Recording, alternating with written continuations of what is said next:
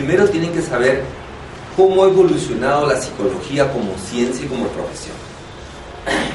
No está el índice del libro, nos olvidamos de ponerlo.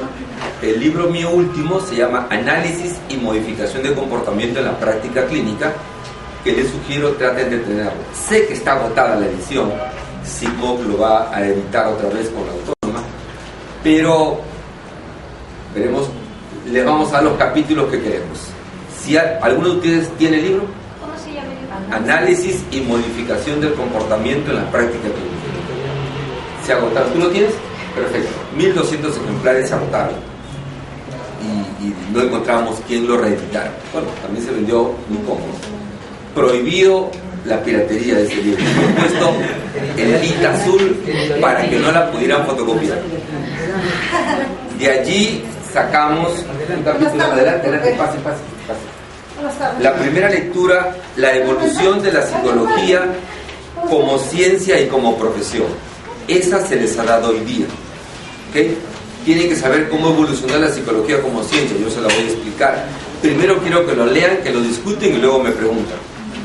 Luego vamos a leer otro artículo, que es un artículo en la parte filosófica, un artículo que se dice la ideología. Es la ideología.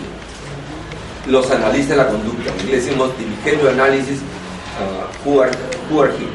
¿Quiénes somos nosotros?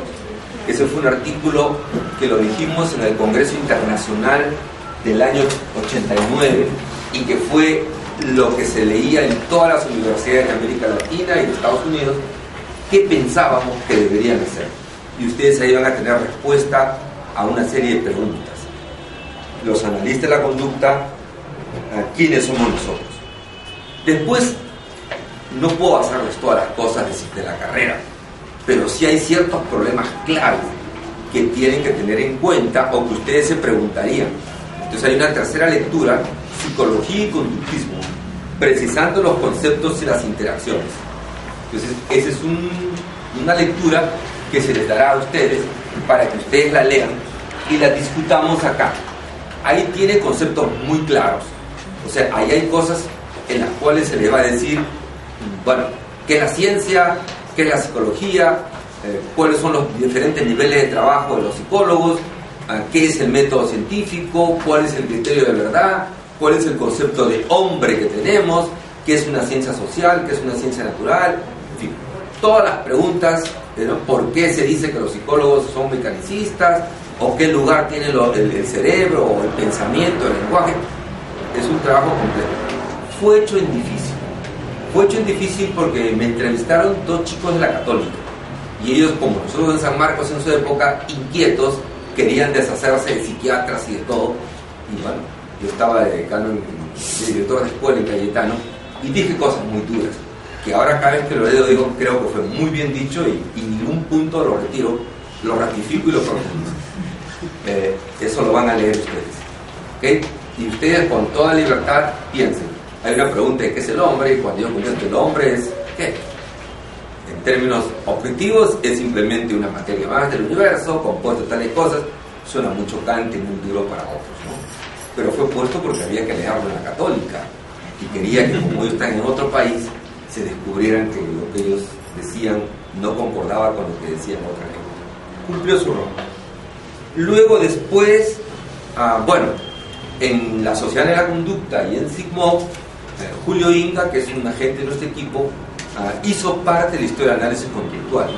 Pero como mejor queremos que lo vea alguien de afuera, Lucho Benítez, que fue profesor de San Marcos, escribió un bonito artículo en la revista latinoamericana de psicología sobre el análisis conductual en el Perú y describe las cosas que hacer, que hicimos. Ese artículo también lo tendrán, porque tienen que leer. Y finalmente,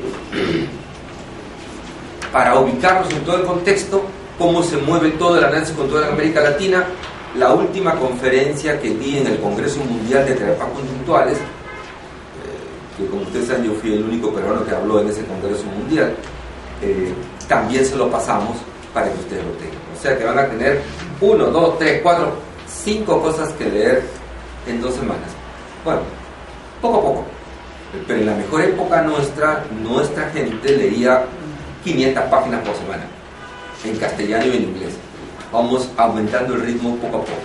Ahora se dejará una lectura y después se les pasará por virtual las demás para que le impriman a su gusto. Pásale todas, Brenda, porque veo que la primera sale un poquito borrosa. Entonces, el primer módulo terminará con un entrenamiento práctico y evaluación conductual que lo haremos hoy día, empezaremos hoy día. Lo primero que vamos a trabajar fue que la aproximación a una posición científica ocurrió desde la combinación que hizo Eisen entre psicometría y análisis experimental. Entonces, todos han leído y han utilizado el inventario Eisen de personalidad. Lo han utilizado de muchas maneras. Ahora tendrán un bloque como de 14 o 15 páginas en la que verán muchas cosas de la fundamentación teórica y lo que significa el Eisen. Luego trabajaremos el inventario PEN, que mide la otra dimensión de personalidad poco trabajada, psicoticismo.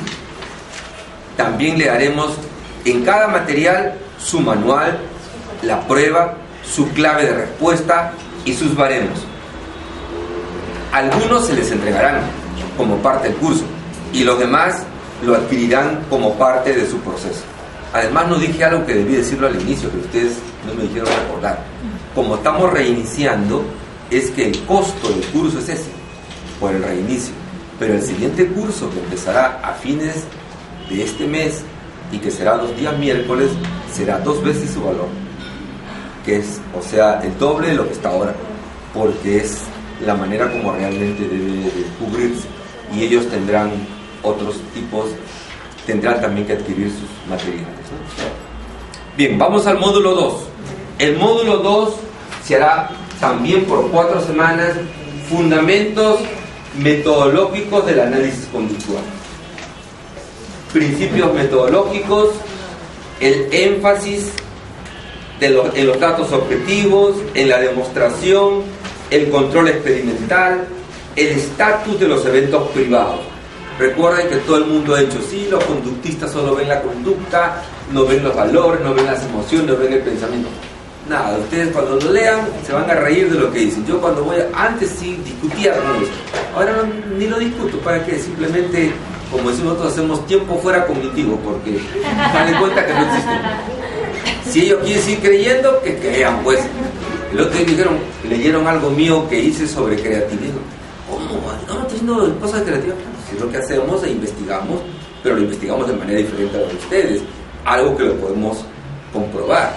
Una alumna mía de posgrado de Ricardo Palma, que yo le enseño ahí, hizo una tesis comparativa comparando creatividad y déficit de atención en niños ayacuchanos y en niños de Lima. Trabajo precioso que en algún momento lo realizaremos, si quieren. Entonces, el estatus de los eventos privados lo discutiremos. Y luego la parte metodológica es la fundamental. Es decir, cómo hacemos para que la manera como manejemos los datos sean siempre objetivos, tengamos el control de las variables y podamos probar que los sujetos cambian porque ellos, los terapeutas, son los responsables de hacer esos cambios. Para algunos puede ser difícil porque lamentablemente no se los enseñan con cariño. Con mucho cariño haremos las clases sobre diseños experimentales de investigación como medio o como forma de hacer el control de los efectos de las terapias. Este es un diseño, por ejemplo, de multielementos que lo aplicamos cuando tenemos que manejar tratamiento de adictos, tratamiento de personas violentas, agresivas, niños con retardo, con autismo. Ya. Ciertos diseños experimentales se prestan a ciertas cosas u otros no. Eso será buena cosa y buen trabajo. Y a partir de allí es que entonces tenemos la discusión sobre una psicología basada en evidencias. Eso sí habrán escuchado, que como hay palabritas de moda, entonces alguna gente empieza a hablar, sí, hay que la psicología de evidencias. Esa psicología de evidencias ocurre a partir de que usted tiene el control de la objetividad de los datos que registra y cómo los maneja. ¿Okay? Y eso lo hizo el análisis conductual siempre. Y lo hicimos en Perú siempre. Ese segundo módulo tiene otra lista de cosas prácticas. Les enseñaremos la lista de chequeo de ansiedad de Hilda Alarcón, el inventario de temores infantiles mío, el inventario de depresión infantil de Kovacs, la lista de chequeo de habilidades sociales de Goldstein, el inventario de autoestima de Cooper Smith. Esas escalas tendrán el manual, el protocolo, donde tienen que responder, tendrán la clave de respuestas, los ejemplos de cómo interpretarlo y cómo diagnosticarlo. Y además van a tener, y esa es la tarea que se va a encargar Alonso y Miguel, de agregarles en cada uno de los manuales que ya teníamos los datos recientes de los baremos que se han hecho. Por ejemplo, el inventario de depresión para niños de Kovacs. Hoy tenemos una excelente estandarización hecha por Damaris Chirinos, una alumna mía de vida real. Yo ahí enseño por horas. Entonces, ella trabajó todo Lima Centro. Y justo tengo otra chica de la Autónoma trabajando la estandarización del Kovacs en todos los 9 distritos de Lima Sur. Prácticamente estamos cubriendo casi 4 millones de personas. En caso será pues la población de niños de niños y adolescentes entre Lima Sur y Lima Norte y Lima Centro es muy significativa. Ubicaremos a alguien que quiera hacer eso en Lima Norte y en Lima Este en su momento. Entonces habrán una serie de pruebas que se van a ir dando. Luego, cuando lleguemos a la parte de la evaluación, yo ahí sí seré muy práctico y les diré: tenemos un niño con tal tipo de problemas, ¿qué estrategia usar? Para personalidad haremos esto, para psicopatología haremos esto, para evaluaciones específicas esto, y tendrán modelos de cómo hacer los informes. El tercer módulo se refiere a los fundamentos teórico-conceptuales. Dura 6 semanas, es más largo. Todo psicólogo,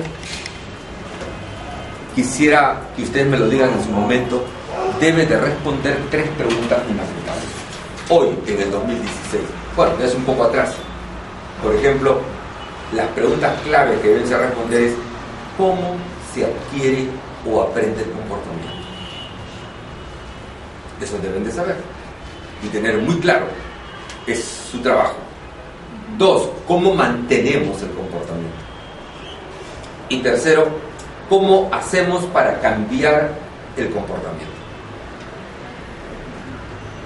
Ya sea a través de un programa de intervención para rehabilitar, para someter a tratamiento, o un programa para promover conductas deseables, o un programa para prevenir el que tenga un embarazo no deseado, sea sujeto de violencia, o de maltrato infantil, o de consumo de sustancias. Eso usted tiene que aprender. Esa es ciencia básica. Y la idea es que en este grupo formativo, a diferencia de cualquier otro, esencialmente se va a hacer como yo entiendo que debe de hacerse.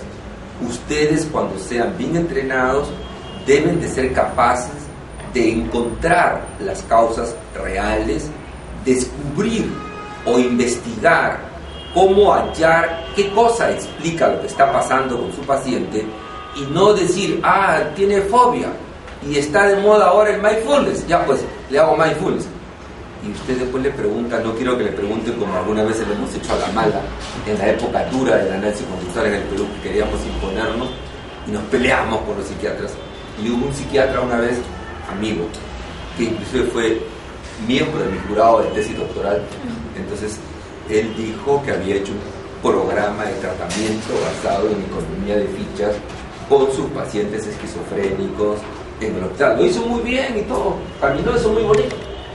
Pero uno de los compañeros míos, un poco a la mala, le preguntó: doctor, ¿usted pudiera decirnos cómo puede usted explicar cómo funcionó, qué hizo que funcionara la economía de fichas con sus pacientes psicóticos? ¿Cuál es la base experimental que lo puede explicar? Ustedes sí van a tener que saber decir qué explica que la técnica funcione. Él no sabe. Y esa es la diferencia entre los psicólogos y los que no son psicólogos. Que ustedes tienen que saber ciencia básica. La psicología tiene una ventaja. Es ciencia básica porque busca explicar a través de los datos, de la investigación en los procesos psicológicos y en las disciplinas que lo acompañan, por qué funcionan las cosas. Usted tiene que saber psicología del aprendizaje, psicología del desarrollo, procesos cognitivos, fisiología o neuroquímica, y tiene que integrarse con los datos del contexto social, con las neurociencias, y el análisis experimental es el modelo que va a unificar diversos tipos de conocimientos. Esas clases sí son difíciles. Difíciles porque yo hablaré de un modelo de teoría de comportamiento que integre aprendizaje, motivación, desarrollo, cognición, a la parte social, la parte fisiológica, la parte neuroquímica. Porque necesito que ustedes sepan dar respuestas, no que simplemente repitan la técnica y punto. Eso se les va a ir. Claro, es verdad. La disyuntiva es lo que un alumno, Rosano Sasfris, me dijo una vez en Cayetano. Pero doctor, ¿qué es lo importante? Que yo le dé a usted la explicación de por qué tuve éxito en el tratamiento con mi paciente fóbico, o lo importante es que yo se lo traiga y usted vea de que él se curó y que yo lo hice. ¿Cómo lo hice? No lo sé, pero ustedes ven que lo creen. ¿Ustedes qué dicen? No lo sé. Será motivo de discusión. Y yo me acuerdo siempre de él, un chico brillante, que después estudió psicología, estudió teología, ahora es sacerdote.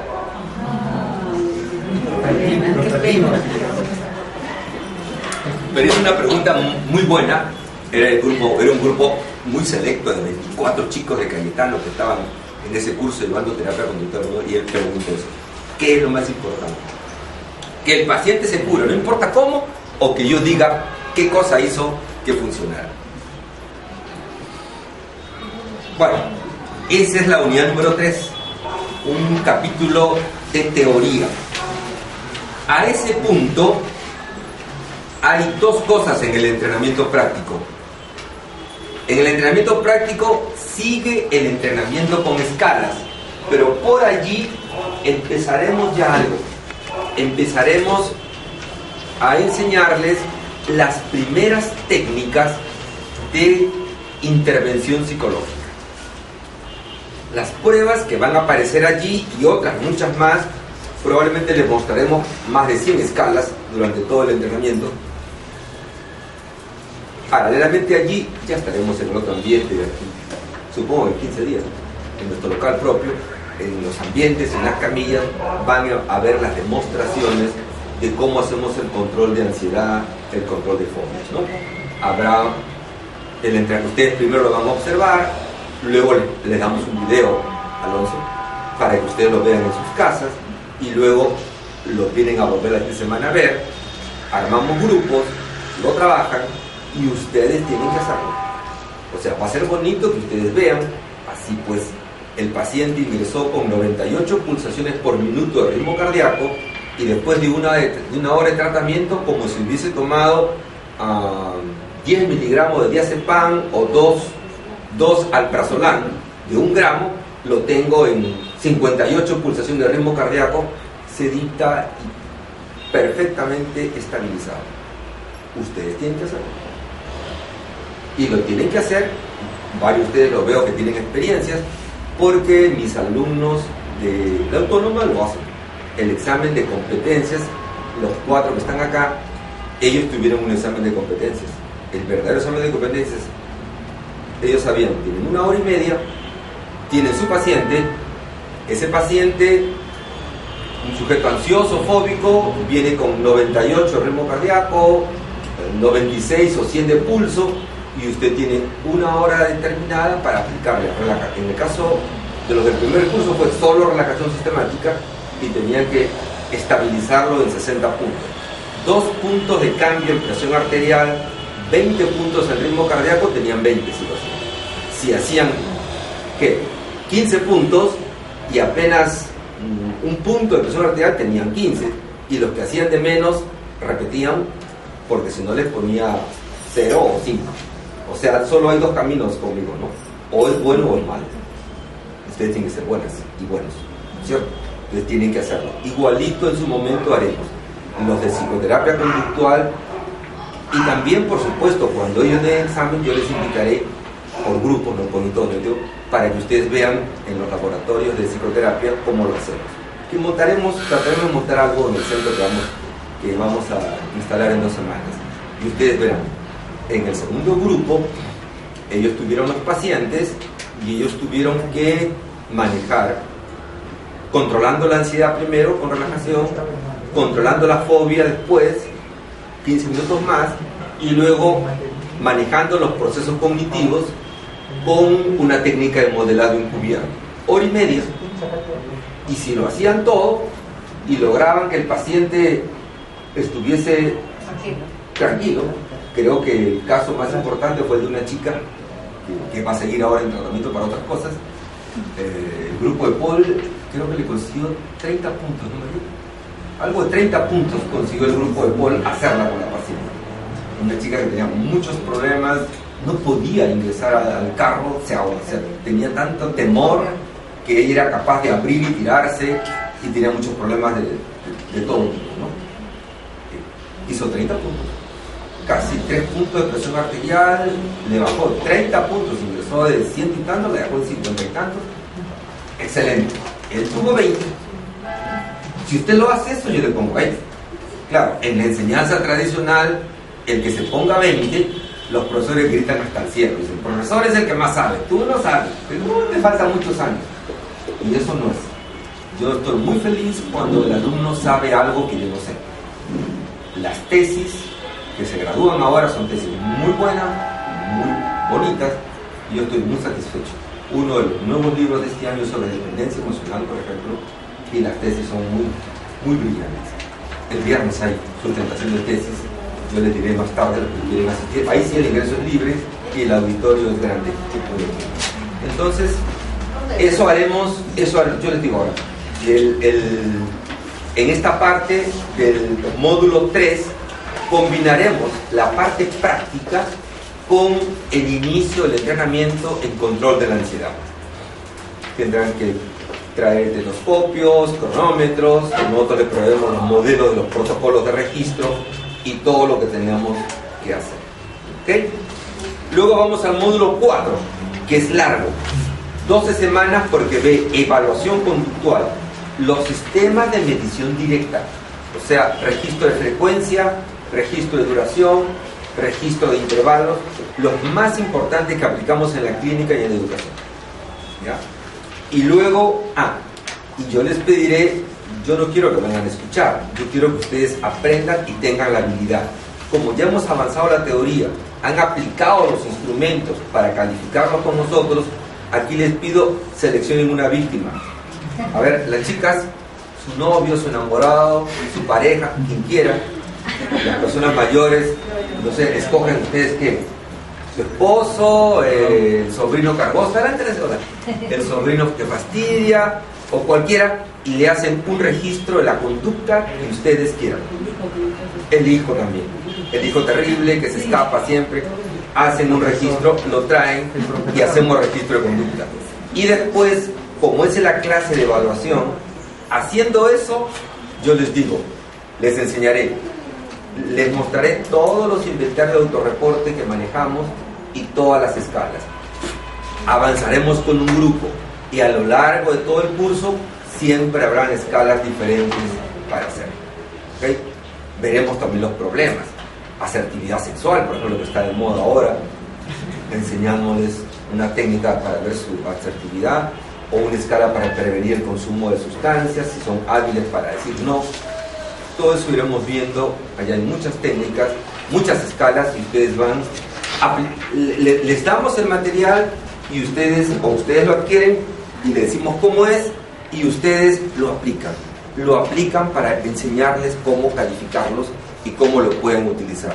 También puede ocurrir que ella o alguien me diga, yo tengo este problema con mis chicos en el colegio o este problema con este paciente, ¿cómo lo puedo evaluar? Muy bien, entonces la parte del entrenamiento implica también supervisión de manejo de casos. Llevaremos para cada uno un control de qué casos maneja y lo haremos, porque al final de los 9 módulos, el 10º va a ser supervisión de casos. Entonces ahí checaremos cómo lo manejó y le diremos qué tiene que hacer para evaluarlo o cómo lo evaluaría. El módulo quinto, después de aplicar pruebas, viene, se dice, investigando el caso clínico. Ahora allí veremos una historia clínica, un modelo de historia clínica un poco diferente a lo tradicional. Está publicada en el libro mío que se agotó, pero en el próximo libro que aparecerá para el Día del Psicólogo, espero, si Dios me acompaña y me permite hacerlo, habrán ahí ejemplos completos de historias clínicas conductuales, y acá les diremos a ustedes cómo se hace. El examen psicopatológico conductual también, después cómo se hace el análisis funcional para decidir el diagnóstico, y luego cómo hacemos el diagnóstico conductual. Y ahí veremos la combinación entre el diagnóstico clínico con el DSM-5 y el diagnóstico funcional. Por ejemplo, el diagnóstico con el DSM-5 dice trastornos de ansiedad, ¿no? Le ponen su código para que los médicos entiendan, bien, o el CIE-10. Pero a nosotros no nos interesa eso, a nosotros nos interesa qué tiene el paciente para poder hacer el tratamiento. Entonces, si yo pongo trastornos de ansiedad, yo pongo funcionalmente excesos conductuales y digo qué cosa está de más en el paciente, a nivel autonómico, a nivel emocional, a nivel motor, a nivel social, a nivel cognitivo. ¿Cómo voy a manejar el componente autonómico? Les diré cómo el componente motor, cómo el componente social, cómo el nivel cognitivo. Pero usted tiene que saber hacer eso. Pues el análisis conductual es, en ese sentido, analítico. Busca decir en concreto qué queremos hacer. Por eso la parte filosófica es importante para entender por qué hacemos eso, porque nuestra concepción es analítica. Bien, ahora el capítulo 10 viene otra cosa que ustedes van a tener que hacer: diseños de programas. Una cosa es importante. ¿Quién? 6. ¿Y qué dije? 10. Estoy pensando no sé qué. El módulo 6 dice diseño de programas. Allí yo les voy a mostrar cómo se elabora, cómo se construye un programa de tratamiento para el problema que quieran. Hay un modelo general y luego ustedes van a tener la tarea específica de construir el modelo de tratamiento para manejar conflictos de pareja, para un problema de impotencia sexual, para un problema de manejo de la conducta verbal de un autista, manejo la conducta de autocuidado de un retardado, manejo un problema de enuresis, lo que quieran, el caso que tengan. Usted diseña su programa, usted lo escoge para que usted haga con ese programa lo que usted quiere hacer y se sienta a gusto manejándolo. Si por algún motivo no tuviese pacientes, tenemos que ver la manera como alguien le ayuda a conseguir un paciente y trabaja, pero necesita tener un paciente para diseñar el programa y aplicarlo. Ahí nos demoraremos también, no solo en explicar, sino en que yo tengo que controlar cómo cada uno construye su programa. Y cómo construimos el programa, haciendo todos los pasos que se dicen y tomando cuidado de que tenemos que colocar el diseño experimental de control que pruebe los efectos y que usted diga, se curó porque yo lo hice, no porque de repente lo iluminó no sé quién, o porque de repente esa persona que estaba tan deprimida le avisaron que su ex enamorado que la conoció en la infancia está regresando y ha preguntado por ella y se le fue la depresión, entonces usted no lo curó. Esas son las cosas del diseño del programa que tenemos que prever. Y luego vienen los módulos tecnológicos, totalmente. Técnicas de tratamiento conductual cognitivo. Lo vamos a agrupar en dos grandes categorías. Podemos agruparlo por edades o por problemas. Hacerlo por edades y por técnicas. ¿Cuáles técnicas para niños, para adolescentes podemos utilizar? Y vamos señalando el tipo de problemas. Y luego después, igual, cuáles técnicas se van a emplear para adultos. No hemos precisado hoy el tiempo porque va a depender de qué casos estemos manejando, pero todo calculamos que terminamos en el tiempo previsto. Supongamos que tengamos un caso de dependencia emocional de una jovencita de 20 años que además se embaraza y a cada rato aborta. Entonces tenemos que darle, ustedes tendrán el caso para discusión, hacer el análisis funcional, hacer el diagnóstico, decidimos qué tratamiento y cómo controlamos y qué técnica. En esa técnica usted puede haber aprendido antes ya cómo hacer relajación, cómo manejar el pensamiento, pero no sabe cómo hacer tal otro procedimiento. En ese momento se le enseña cuál es la otra técnica que no habíamos enseñado todavía. Y va a llegar un momento en que llegamos casi avanzando más de un año, en el cual para tal problema ya aprendieron varias técnicas y solo estamos complementándolas y volverlas a practicar.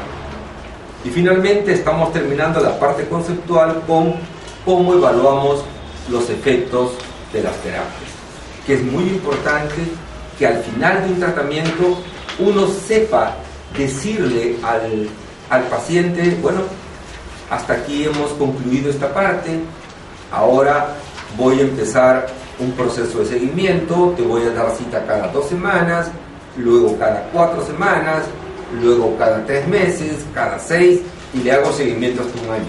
Pero ese desprenderse es un proceso que tenemos que hacerlo y que me permite evaluar paralelamente a lo largo del desprendimiento si el paciente se mantiene estable o cae en alguna recaída. ¿Ya? Y finalmente el 10º módulo es supervisión de casos. Es decir, cada uno de ustedes deberá manejar un número determinado de casos, que no lo quiero decir ahora para no asustarlos, pero sí quisiera que es algo muy importante, ¿no? La única manera de hacer las cosas, como yo digo, la única manera de investigar es investigando, no que te cuenten el caso. La única manera de hacer psicoterapia real es que usted tenga un caso, que lo maneje, que lo asesoremos y que usted lo haga. Y que usted diga, controlé la rabieta o la hiperactividad yo con este procedimiento. Por ejemplo, la técnica que le gusta aplicar mucho a mi amigo Alonso, ¿no? La tortuga, por ejemplo. Tortuga para controlar la hiperactividad, y que por aquí tiene varias víctimas, Alonso de la tortuga.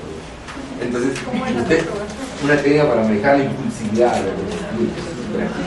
se le enseña un procedimiento similar a la tortuga para que él tiene que hacer lo tenemos que entrenar para que él aprenda cuando está tan irritado, quiere evitar de golpe, tiene que aprender a agacharse y hacer la técnica de la tortuga, que es un procedimiento que a los niños les encanta y se divierten mucho. Como un juego, menores de 10 años, ¿no? Para más grandes ya es otro procedimiento. ¿Okay? Se llama la técnica tortuga, yo les voy a dar el artículo publicado, o la técnica de imaginería emotiva para controlar miedos en niños, que es la técnica de Abramovich. Le vamos a dar el artículo y le explicamos cómo se hace. ¿Okay? Muy bien, ese es todo el programa, un poco largo y probablemente siempre quedarán muchas cosas sueltas, pero yo quisiera decirles que la mejor intención nuestra es ofrecerles todo eso de la mejor manera. Aprenderemos juntos, tendremos también invitados especiales, cualquiera de los amigos nuestros que vengan del extranjero, trataré de que se queden siempre un sábado para venir por acá y que estemos con ellos, y cuando hagamos eventos importantes les invitaremos, ¿no? Por ejemplo, el Congreso Internacional, el 8º, que hará la Autónoma en octubre, de hecho ustedes van a estar, le harán que paguen el mismo costo que los estudiantes de la Autónoma, no les cobraremos los 200 soles o 250 que se va a pensar, y así, ¿no? Y cuando haya algún evento importante, la presentación de mi libro este año, bueno, también, no digo que se va a regalar los que asistan, pero esos días hay ciertos eventos a los cuales hay que asistir. ¿Okay? Muy bien, preguntas entonces totales antes de empezar el primer módulo.